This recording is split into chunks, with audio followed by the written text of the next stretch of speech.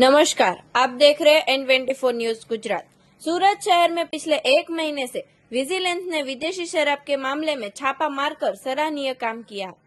Vigilance शराब बेचते लोगों के सामने आई एक्शन में। आज ऐसी ही एक घटना सामने आई है। सूरत के उत्तरायण विस्तार में आरोग्य केंद्र के पास घर नंबर 253 आवास विस्तार में विजिलेंस ने छापा मारकर विदेशी शराब का माल जब्त किया। विदेशी शराब की अलग अलग कंपनी की 193 बोतल, जिसकी कीमत ₹22,700 और 8 मोबाइल ₹99,500 का, 2 वाहन 60,000 के, साथ में नकद ₹10,510 मिलाकर कुल मुद्दा माल 1,92,710 का माल जब्त किया।